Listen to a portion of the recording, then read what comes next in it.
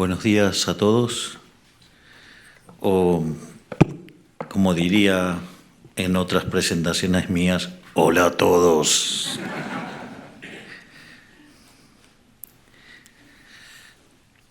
Básicamente, en primer lugar, quiero dar las gracias por invitarme a disertar sobre las características de lo que es el modelo argentino. Y básicamente la presentación tiene 4 partes. Hay una primera parte que tiene que ver con lo que nosotros llamamos la base moral del modelo y que son los lineamientos sobre los cuales se guía la política en general y la política económica en particular. Una vez que exploramos esto en definiciones, diría, abstractas, planteamos como el contracaso, lo que hizo Argentina durante los últimos 100 años y que fue lo que lo hundió. Una vez que uno comprende esta relación, nos encontramos con los datos de inicio y con las políticas que implementamos. Y a partir de ahí damos las explicaciones sobre cómo consideramos que vamos a generar crecimiento económico. En ese sentido, la base de nuestro modelo es la idea del liberalismo, acorde a la definición de nuestro máximo exponente de las ideas de la libertad de toda la historia, que es el profesor Alberto Venegas Lynch hijo, que señala que el liberalismo es el respeto irrestricto del proyecto de vida del prójimo, basado en el principio de no agresión y en defensa del derecho a la vida, la libertad y a la propiedad, cuyas instituciones son la propiedad privada, los mercados libres de intervención estatal, la competencia entendida como un proceso de entrada y salida, no en la idea neoclásica, sino en la idea austríaca, la división del trabajo y la cooperación social. Y este es un sistema, digamos, el éxito, digamos, en lo económico deriva de servir al prójimo con bienes de mejor calidad a un mejor precio. Este sistema, que parece abstracto, la realidad es que aplica a distintos componentes de todas las áreas de la política y hoy nos vamos a focalizar, digamos, sobre la cuestión económica. Concretamente, lo que voy a hacer ahora es describir cómo ha transcurrido la decadencia argentina y en eso, básicamente, es mostrar cómo Argentina, digamos, sistemáticamente ha destrozado estos conceptos y cómo sistemáticamente nos hemos alejado del paradigma liberal para, digamos, convertir a Argentina en una catástrofe. Sí, está tremendo ese teléfono, es el mío, ¿no? Digo, no, les cuento qué pasa. Hemos anunciado que lo iba a transmitir por mi canal de Instagram y siempre hay un imbécil malnacido, porque el que está haciendo esto sabe lo que está haciendo y sabe que está interrumpiendo la charla. O sea, no es que no lo sabe. Pero bueno, Argentina es así, tiene a un montón de cabeza de termos que hacen este tipo de cosas. En algunos casos les decimos cabeza de pulpo. ¿Saben por qué cabeza de pulpo?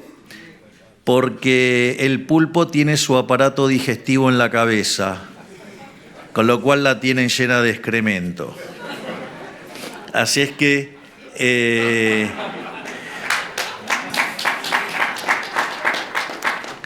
dicho esto, a esos simpáticos que están tratando de interferir y molestar en la conferencia,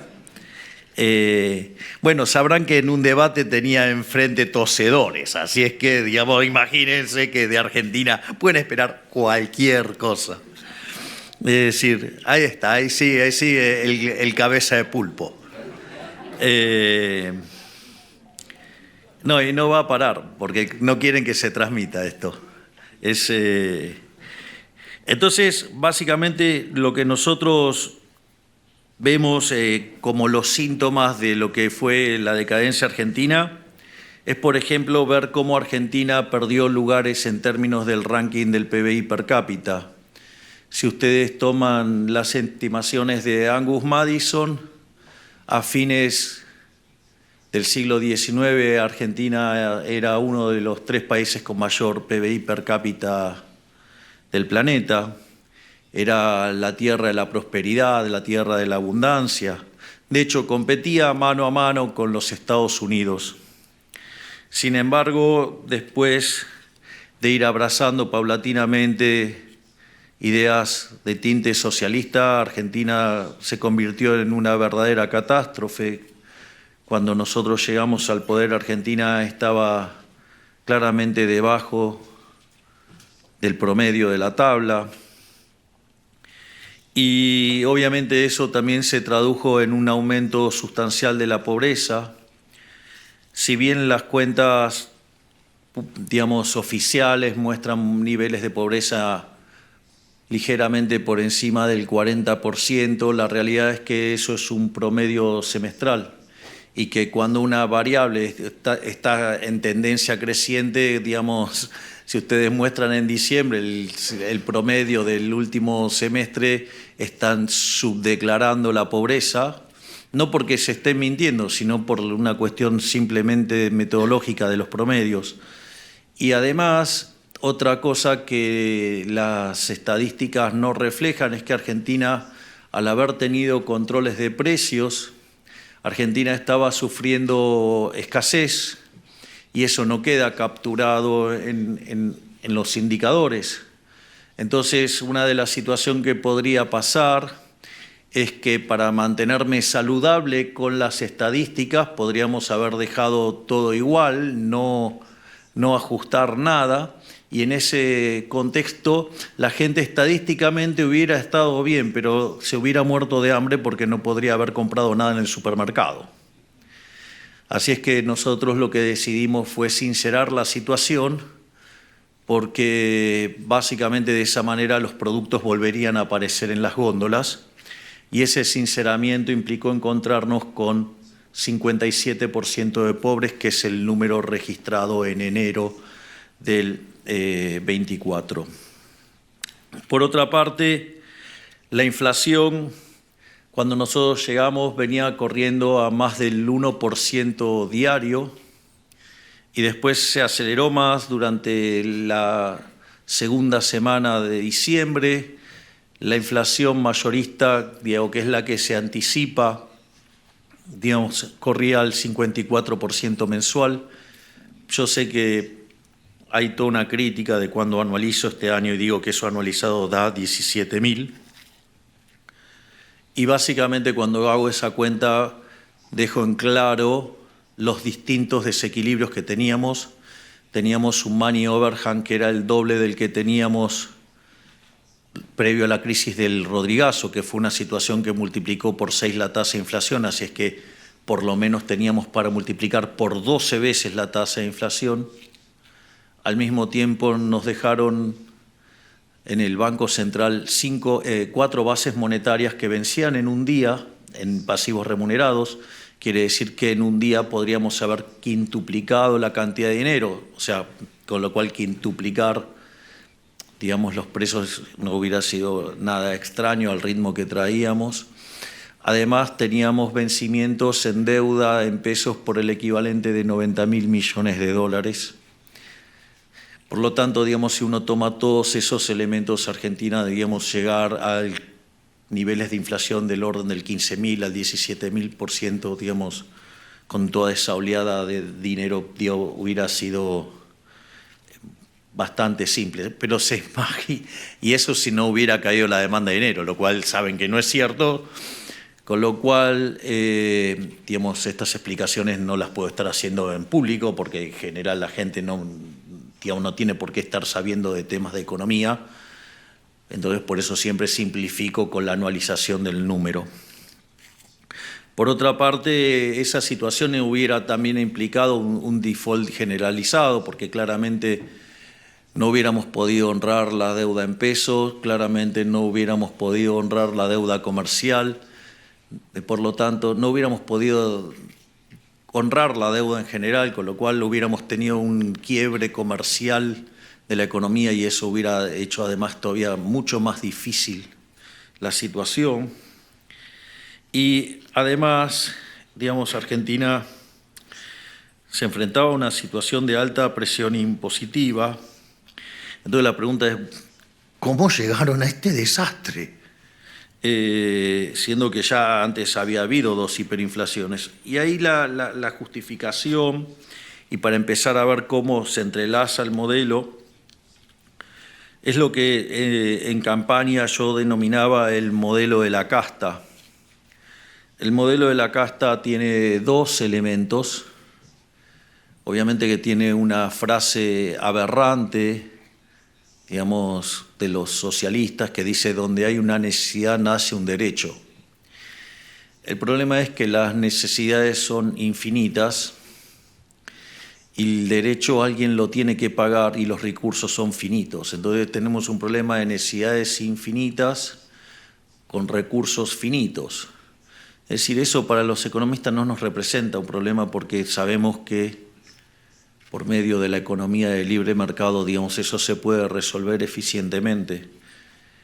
Pero esa no es la solución que le gusta a los políticos. Los políticos prefieren utilizar un método mucho más brutal y violento llamado justicia social. La justicia social es una aberración desde el punto de vista moral y naturalmente, como era de esperar, va a generar malos resultados.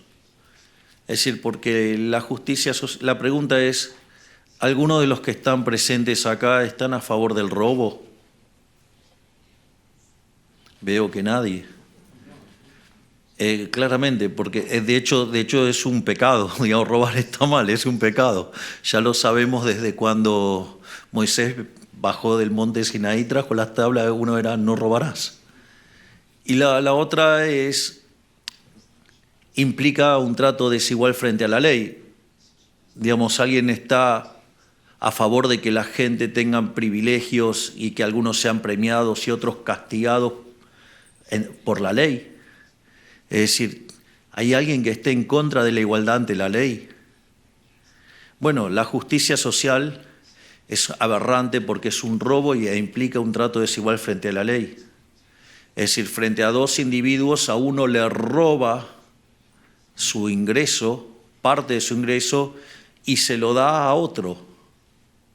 Por lo tanto, digamos, está el robo y está el trato desigual frente a la ley. Y eso además genera un grave problema de incentivos, porque si el que genera la riqueza está siendo castigado y el que, digamos, básicamente patalea y clama porque esto es injusto, le dan dinero, entonces el incentivo es a patalear y gritar y quejarse y no trabajar, con lo cual, digamos, genera un sistema de incentivos incompatibles con el progreso.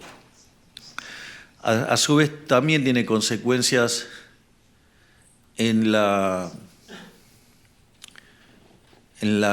calidad de vida de la sociedad, pero no ya solo, digamos, por su daño en lo económico, sino por el daño en el vínculo entre las personas. Promover y potenciar una sociedad de envidiosos hace que el clima dentro de la sociedad sea extremadamente hostil.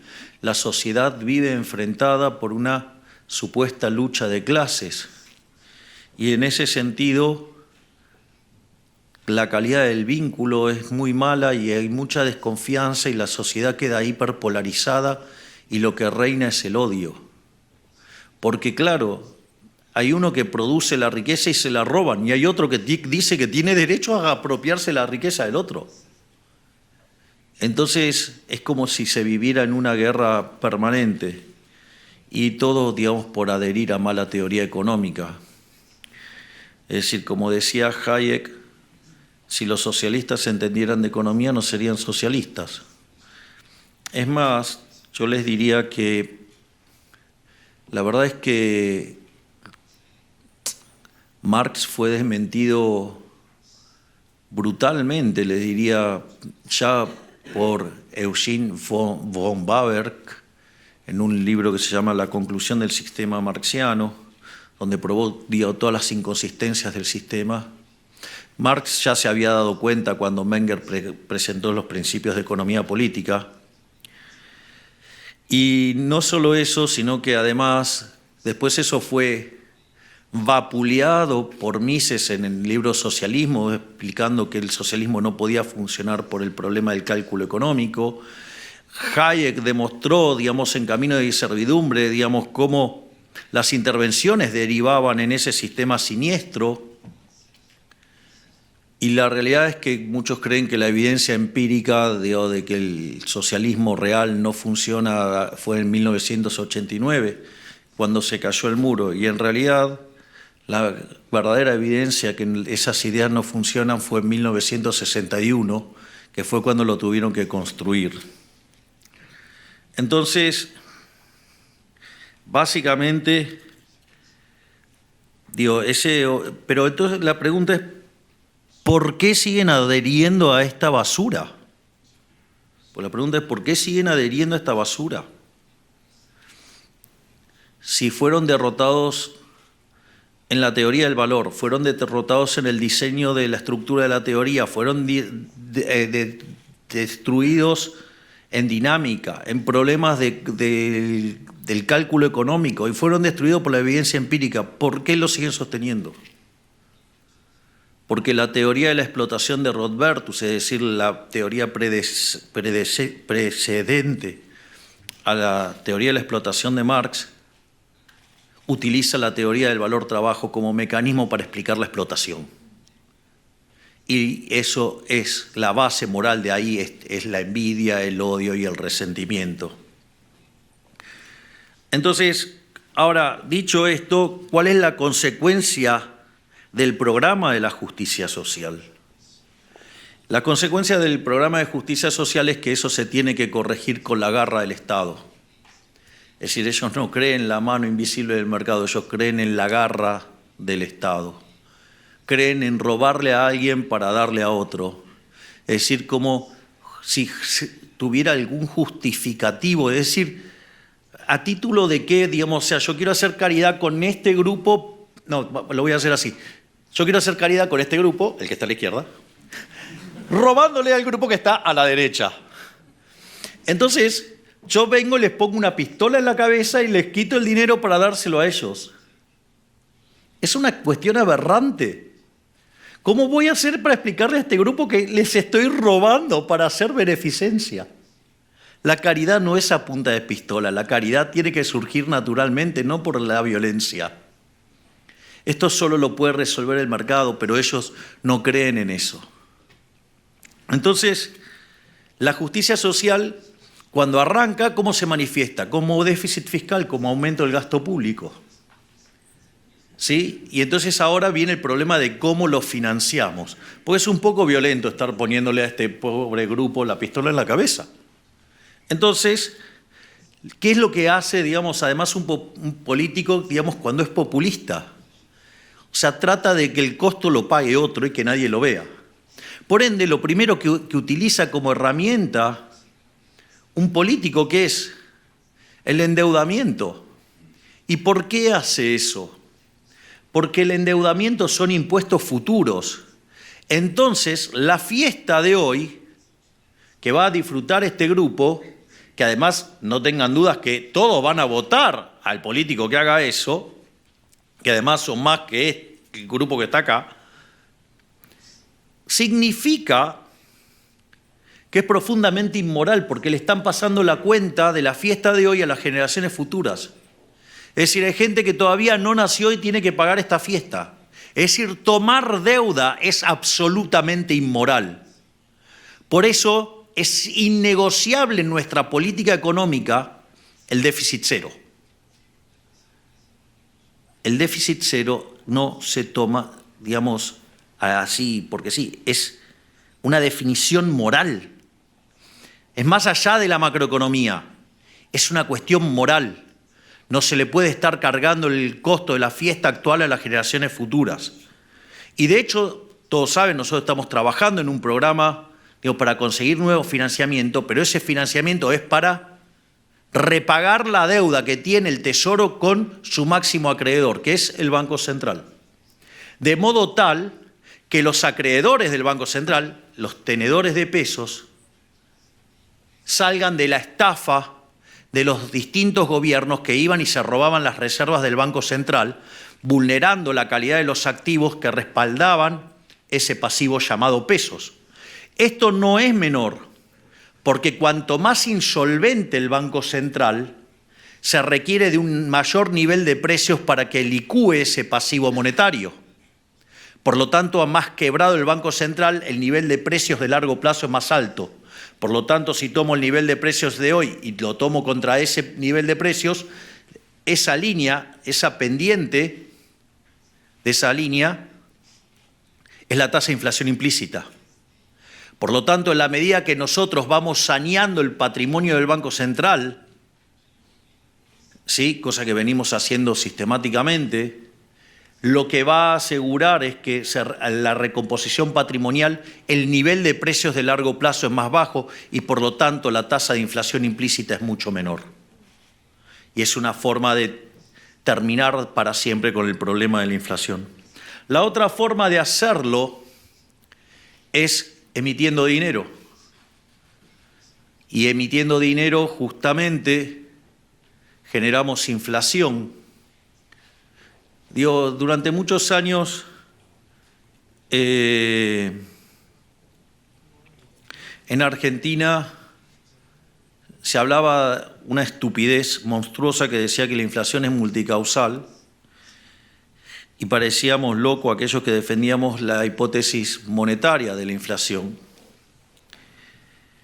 Y claro, es como, digamos, o sea, decir que la inflación es multicausal es como hablar, no sé, del esqueleto obeso, digamos, o sea, del helado caliente, la meretriz virgen, qué sé yo, cosas por el estilo.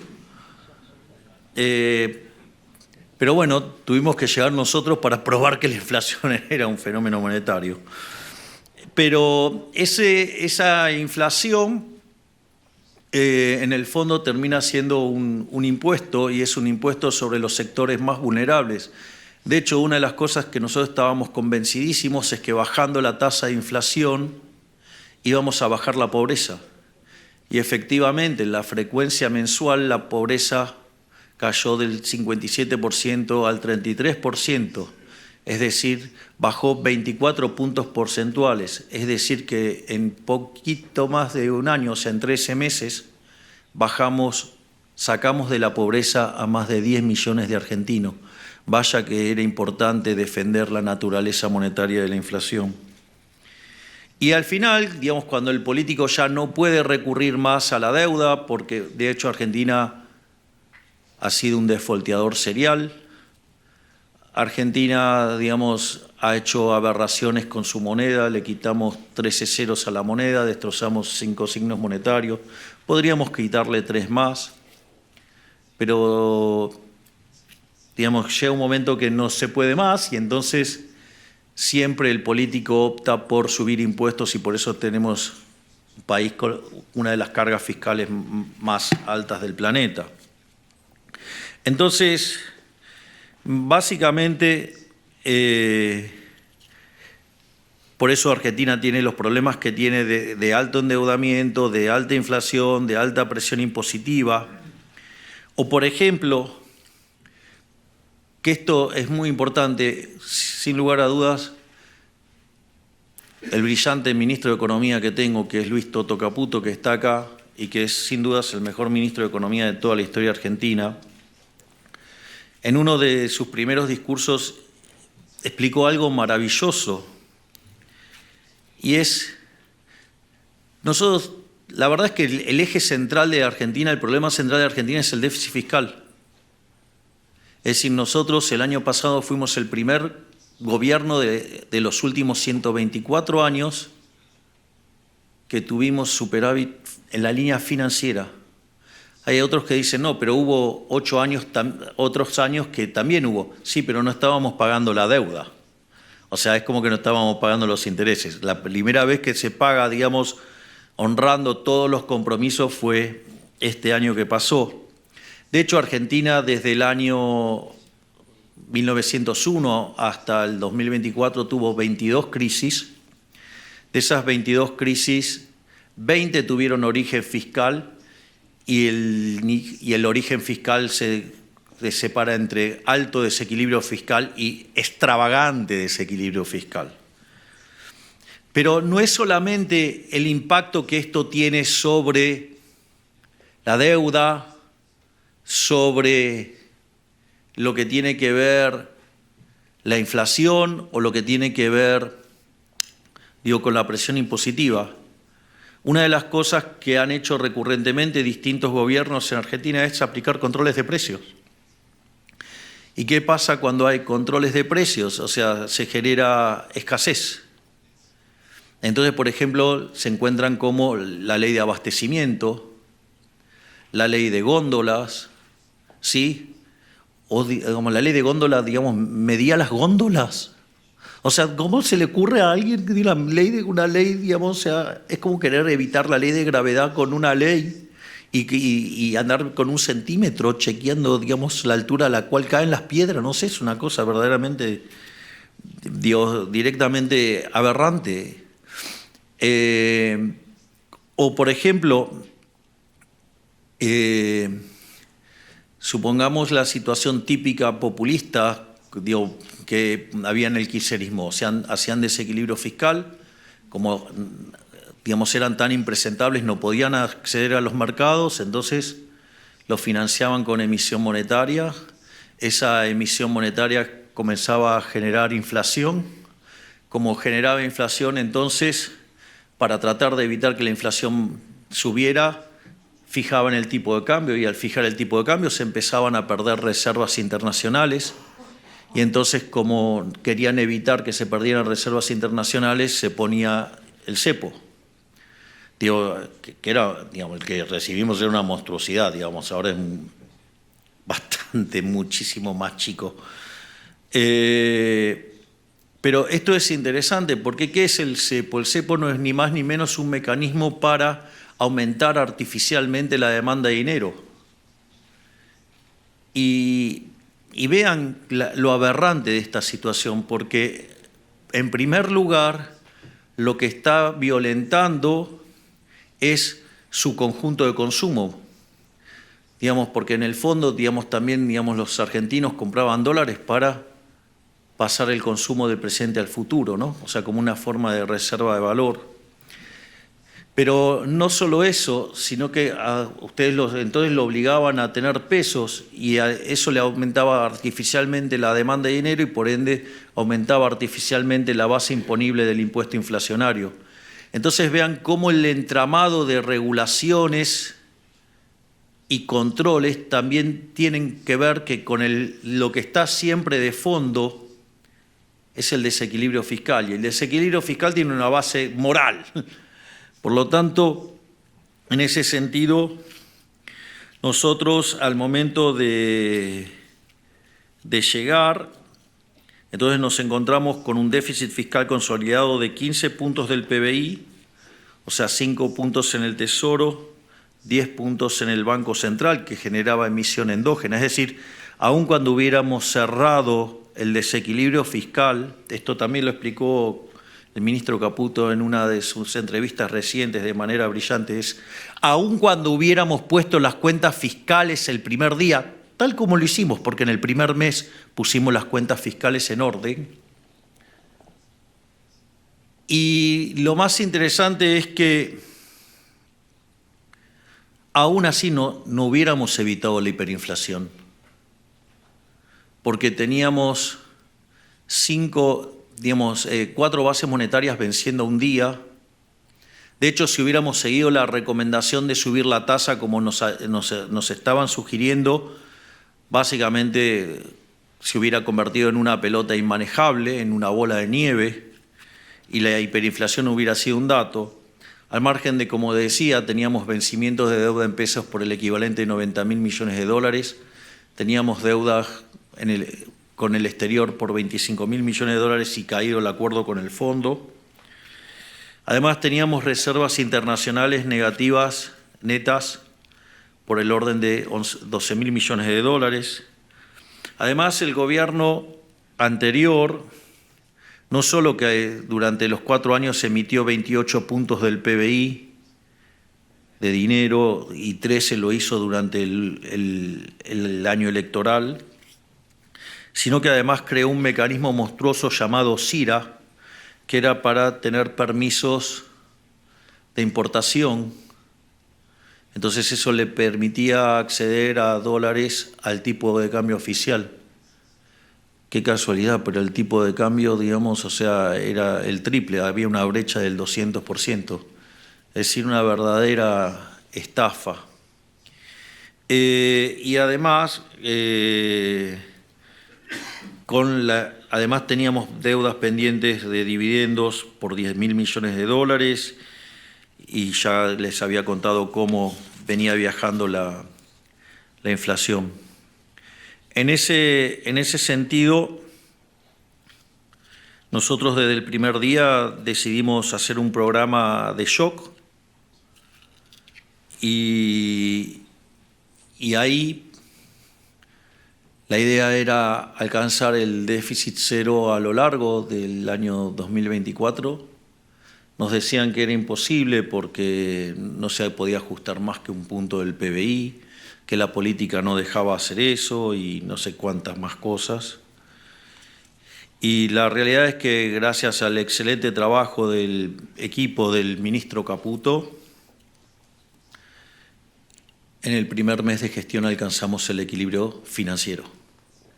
A pesar que en el mes de enero nosotros pagamos intereses, el ajuste original fue de 7 puntos del PBI y 2 puntos del PBI los utilizamos para dar contención en la parte social.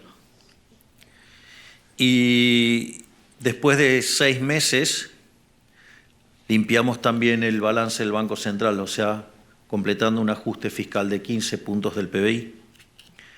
Aquí también fue muy importante la enorme tarea del presidente del Banco Central, Santiago Bausili, y el secretario de Financiamiento, Pablo Quirno, que conforme íbamos sosteniendo el equilibrio fiscal con el correr de los meses, nos permitió ir recuperando los mercados de deuda y nos permitió ir sacando esa deuda que estaba dentro del Banco Central y llevarla para el Tesoro, porque en realidad esa deuda siempre había sido del Tesoro y que básicamente lo que hacía el gobierno anterior utilizaba artilugios para colocarle bonos al Banco Central y entonces el Banco Central emitía y después los esterilizaba por otro lado y entonces aparecían esos pasivos remunerados enormes que generaban un déficit cuasi fiscal de 10 puntos del PBI. Pero conforme fuimos estabilizando la economía y mostrando solidez fiscal, permitió que se rearmara una curva de pesos y sacar esa deuda del Banco Central y llevarla donde verdaderamente tenía que estar, que era en el Tesoro. Y en 6 meses logramos hacer eso, con lo cual hicimos este ajuste. Es interesante también porque nosotros la inflación mayorista del 54% la llevamos, hoy tenemos, la verdad es que todos los indicadores caminando en términos al 1%, es decir, el mes anterior, este mes fue 1,5 la mayorista, pero el anterior fue 0,8, la canasta básica viene al 0, total viene al 0,9, la canasta básica alimentaria viene al 0,9 también, la construcción al 0,9. Es decir, todos los números vienen mostrando deflación en dólares, dado que el crawling peg estaba al 2%.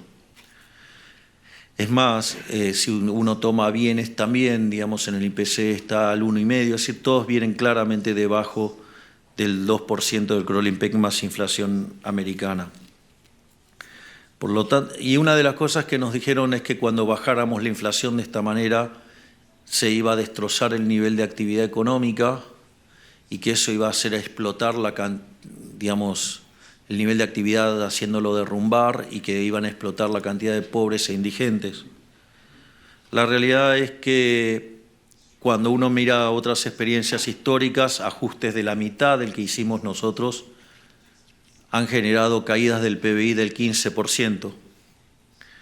Nosotros en la frecuencia trimestral teníamos un PBI con un arrastre estadístico de 2,8 negativo y acorde a los últimos datos es probable que en la frecuencia trimestral termine con una caída menor al 2%. Eso quiere decir que hubo expansión durante el programa. Y efectivamente eso es real porque si tomo los datos del PBI en frecuencia mensual, que es el estimador mensual de la actividad económica, entre diciembre y diciembre el PBI argentino creció 4%. Es decir, hicimos el ajuste más grande de la historia, bajamos la inflación y además fue expansivo. Creo que los libros de economía sobre ajuste fiscal deben tener un lugar reservado para la tarea que ha hecho este hombre, Luis Toto Caputo. Pero como mencionaba, no solamente eso, sino que el desempleo no aumentó, estamos creando puestos de trabajo, algo que Argentina no hacía desde el 2011, sino que además los salarios en dólares básicamente se triplicaron, los formales, y la pobreza, digamos, ha caído de niveles del 57% en la frecuencia mensual al 33%, sacando de la pobreza a 10 millones de argentinos. Además, sobre esto quiero hacer una nota al pie de página que me parece muy importante al estar en esta institución. Recurrentemente, durante mi camino hacia la banca de diputado nacional y mi camino hacia la presidencia, he citado hasta el cansancio un trabajo de esta institución sobre la ineficiencia del gasto público, que mostraba que la peor zona del mundo era América Latina y que el peor de todos era Sor Juana Inés de la Cruz, Argentina.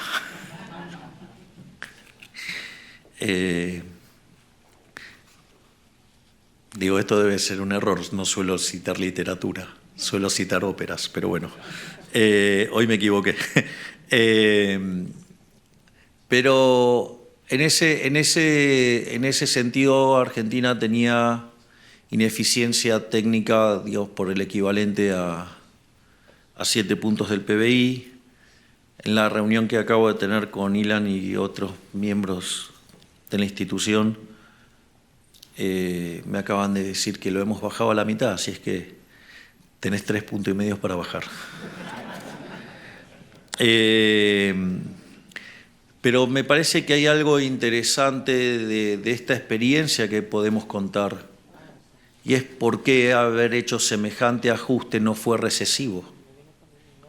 Esto me parece muy importante. Y el ajuste no fue recesivo básicamente porque el ajuste cayó sobre el Estado.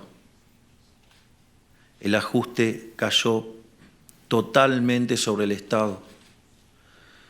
Y eso hace que, digamos, cuando ustedes tienen un parásito en el cuerpo, no matan el cuerpo, tienen que matar el parásito. Bueno, nosotros estamos dispuestos a combatir al parásito todo lo que sea posible. En ese sentido, digamos, nosotros no dejamos de creer que el Estado es una organización criminal que vive de una fuente coactiva de ingresos que son impuestos. O sea, nadie paga los impuestos voluntariamente. Por eso una de las cosas que nosotros sostenemos es que en la medida que probemos que el crecimiento es permanente, vamos a bajar impuestos. Y de hecho, nosotros acabamos de eliminar el impuesto país, que era un impuesto que recaudaba muchísimo.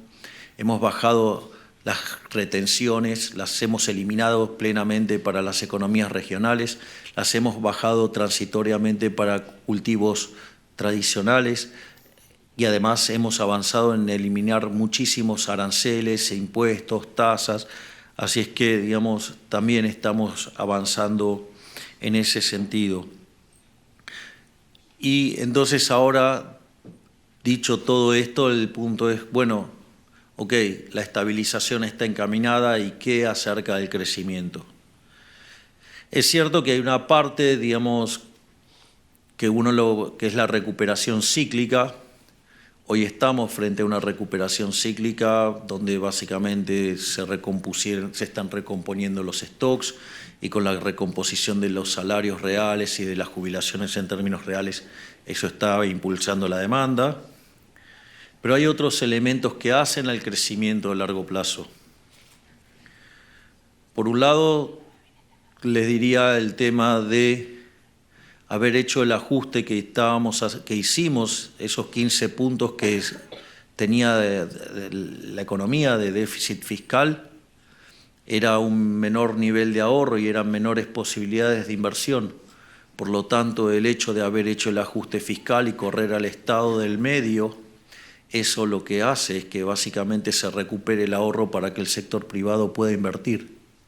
Es decir, es falso que nosotros necesitamos salir del cepo para poder crecer, porque básicamente, dado el shock fiscal que cometimos, eso hace que haya, digamos, muchísimo ahorro para financiar al sector privado. Hoy los bancos trabajan de banco, no, digamos, de rueda de auxilio del sector público. No solo eso, sino que además hicimos reformas estructurales. Las reformas estructurales que hicimos en el DNU 70 y en la ley bases son 800 reformas estructurales. Es decir, 8 veces más grande que la reforma que hizo Menem, que fue la reforma más grande de la historia argentina. Por eso, siendo que el gobierno de Menem fue el mejor gobierno de Argentina, que fue reformas estructurales y un programa de estabilización exitoso como la convertibilidad, nosotros ya llevamos en solo un año, con 15% de la Cámara de Diputados y 10% de la Cámara de Senadores, hicimos una reforma estructural 8 veces más grande y además armamos un programa de estabilización exitoso, más exitoso que el de la convertibilidad, porque hoy tenemos mejores términos de resultados en términos de inflación en dólares, que estamos en deflación, sin haber caído en una hiperinflación previa, sin haber expropiado, sin controles de precios, sin controlar el tipo de cambio y además reconstituyendo tarifas. Por eso es que siempre digo que además este es el mejor gobierno de la historia. No por mérito mío, sino por el mérito de los enormes ministros que tengo, porque estoy orgulloso de cada uno de ellos, por la tarea enorme, donde yo lo único que tengo que hacer es fijar el rumbo. Pero ellos instrumentan que son. Un placer.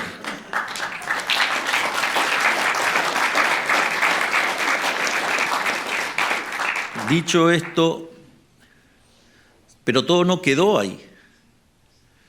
A partir de mitad de año se incorporó en el equipo de manera explícita el doctor Federico Sturzenegger y creamos un ministerio de la desregulación.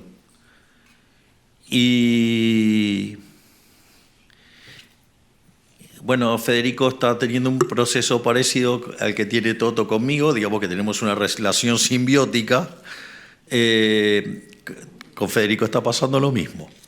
Entonces, en ese primer medio año que estuvo Federico, que es la segunda parte del año pasado, quitó 900 regulaciones, es decir, que son también como reformas estructurales. Es decir, que hicimos, la verdad, 1.700 reformas estructurales.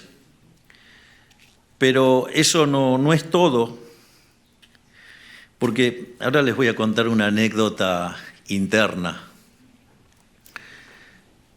digamos, Federico está implementando lo que se llama el Plan Motosierra 2.0, que es empezar a ir a las cuestiones, ir a hacer ahora otra reforma del Estado. Recuerden que nosotros asumimos, había 18 ministerios que en realidad eran 24 y los llevamos a 9, ahora somos 8 y queremos achicar más secretarías y más dependencias.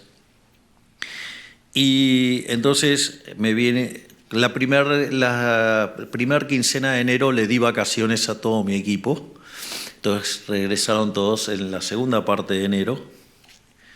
Y en los primeros días de febrero el ministro Sturzenegger me vino a visitar a la residencia de Olivos. Y entonces él me manifestó que estaba sumamente preocupado por la lentitud con la que estábamos actuando. Y entonces, por ejemplo, él me sugirió cómo redefinir algunas áreas de legales para darle más dinamismo y agilidad a las reformas. El argumento de Federico, digamos, siendo un ministro que me da alegría todos los días, con todas las cosas que le rompe al Estado, entonces dije, digamos, qué desconcentrado estuve, que no tomé conciencia de que estaba teniendo pocas alegrías. Entonces, ¿qué hice? Fui y hice la cuenta de cuántas desregulaciones hizo en 2 semanas. 2 semanas, ¿eh? ¿Cuántas creen que hizo? Estaba enojado porque la cosa estaba empastada. 65. Ustedes se dan cuenta que en 15 días quitó 65 regulaciones y decía que vamos lento. Es decir, ¿cómo no voy a estar feliz con mis ministros? Son todos una máquina de ganar libertad económica todo el tiempo. Y esto les aviso que va a continuar. Hay algo muy lindo que es el decreto 125, que acaba de salir en unos días, donde se insta a los distintos ministerios a armar un digesto. Esto es una obra de arte. Ahora cuando lo vean van a ver el shock. Argentina tiene 42.000 leyes, ¿es así, Manuel? ¿O 47.000? 42.000 leyes, 70.000 decretos y 220.000 resoluciones circulares. Obviamente que resoluciones circulares la pueden eliminar un ministerio, el decreto lo tengo a tiro de decreto, y algunas leyes por la ley bases y por el DNU la puedo sacar yo por facultades especiales. Entonces nosotros ¿qué es lo que estamos proponiendo? Es que cada ministerio haga un digesto de lo que usa. Y adivinen qué vamos a hacer cuando tengamos el digesto, que tienen 30 días para hacerlo. Todo lo que no está en el digesto se elimina. ¿Por qué? Porque ustedes se van a encontrar que hay cosas que uno ni siquiera sabe que está, solo sabe que está el beneficiario. Por ejemplo, es muy interesante lo que nos pasó con la chatarra. No se podía exportar chatarras. Entonces estaba prohibido exportar chatarra, claro, entonces, pero la chatarra tiene un precio. Entonces esa chatarra quedaba en el mercado doméstico y el precio de la chatarra caía, estaba muy barata. Claro, eso beneficiaba a una empresa. Bueno, digamos, y perjudicaba a todo lo que tenía la chatarra. Digo, parece que eso no es algo en favor de la libertad. Entonces, ¿qué hicimos? Eliminamos esa regulación. Obviamente que ahora la chatarra tiene un precio de mercado, pero bueno, la empresa que se perjudicó es una empresa muy grande, es un grupo económico muy grande y sacó a su ejército de conochantas a pedir devaluación y tratar de desestabilizar el programa económico. O, por ejemplo, no sé, el problema de un exportador de sandía. Quería exportar sandías, watermelon, o sea, por si, digamos, o sea, Porque no sé cómo se le dice en otros lugares. Sí, ya sé, ya me extendí más, pido perdón. Pero me resulta divertido, me quedan 3, 4 cosas y ya termino. Pero quería dar ejemplos divertidos. Juro que este es el último ejemplo que doy y termino con lo que tengo que terminar. Entonces, este señor quería exportar sandías a Paraguay y tenía un acuerdo con el empresario de Paraguay para exportar las sandías. Pero sucede que las regulaciones argentinas le decían cómo tenía que exportar las sandías y el empresario paraguayo no le servía de esa manera, le servía de otra manera. Entonces, ¿qué tenía que hacer este hombre? Tenía que hacerlas como le autorizaba Argentina, las subía en el barco, adentro del barco le cambiaba todo el formato para que lo adaptara como lo necesitaba el empresario paraguayo y así llegaba. Una ineficiencia total. Levantamos esa regulación y obviamente que algunos kiosquitos en el medio se cayeron y algunos se enojaron, pero digamos los productores de sandía están felices ahora. Y los paraguayos también, porque ahora además la reciben más barata. No solo eso, seguimos avanzando en lo que tiene que ver con la reducción de impuestos y hay después dos temas más que quiero señalar. Uno es el tema cómo nosotros hemos cambiado el paradigma de la asistencia social en Argentina. Nosotros no tenemos, no sé, el ministerio de, no sé cómo se llamaba antes, digamos, pero todos esos nombres, procurros, sí, por eso, bienestar social. Ay, se imaginarán cómo me suena, por eso no me salía el nombre. O sea, esas cosas están negadas en mi cerebro. No, nosotros decidimos crear el Ministerio de Capital Humano. El Ministerio de Capital Humano tiene toda una connotación en términos económicos y en términos sociales. En términos sociales es, no te voy a regalar el pescado, te voy a enseñar a pescar. Y si tenés una empresa, digamos, que saca pescado, mejor todavía. Digamos, y básicamente lo que hace es dar asistencia y cuidar, digamos, de aquellos menos favorecidos en la familia, por eso hay un área de niñez y familia para dar contención cuando nacen, y eso se liga, digamos, a la salud, se liga con la educación y se liga con el trabajo, para que las personas recuperen la dignidad de poder ganarse el pan con el sudor de su propia frente y no robándoselos a los otros.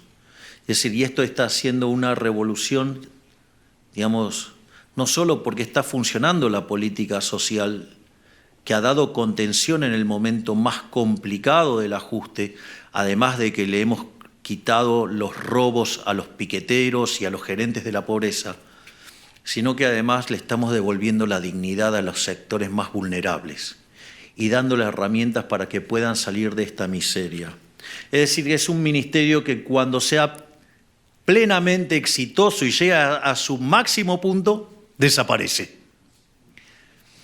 Y el otro es el ministerio que lleva adelante el doctor Sturzenegger. Y básicamente el eje central es que si ustedes miran la historia de la humanidad, al menos desde el año 0 de la era cristiana, el PBI per cápita subió aproximadamente 50% entre el año 0 y el 1800, pero desde el 1800 en adelante, mientras que la población se multiplicó por 10, el PBI per cápita lo hizo por 15 veces, hasta el año 2023, que es el último dato que hay de las series de Angus Madison.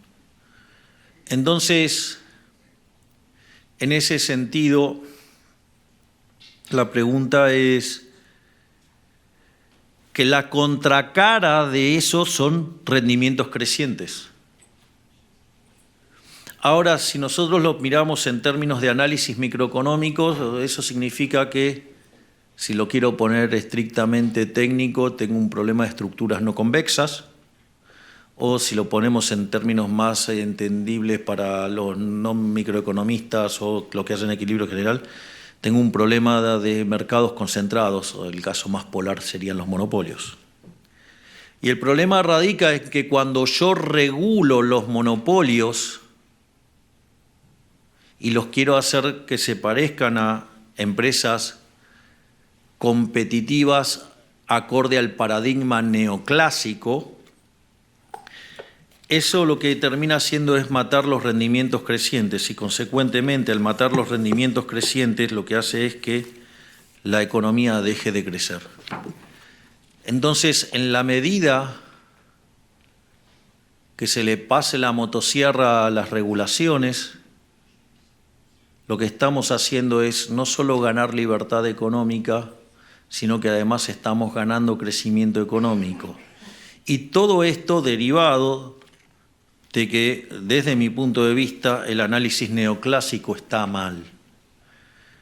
Para aquellos que quieran ver esto, les sugiero leer el artículo de Murray Newton Rothbard que se llama Monopolio y Competencia, un artículo que fue muy revelador para mí, porque cuando yo lo leí llevaba 25 años dando clases de microeconomía y equilibrio general y descubrí que los monopolios no son malos, salvo que sean armados por el Estado. Fue tan revelador ese artículo que no solo que me convertí en liberal libertario, sino que además me convertí en anarcocapitalista. Cosa que filosóficamente lo sigo haciendo. Esto quiere decir, no voy a claudicar con llevar el Estado a la mínima expresión y devolverle la libertad a todos los argentinos de bien al máximo hasta el último día de mi gobierno. Muchísimas gracias y ¡viva la libertad, carajo!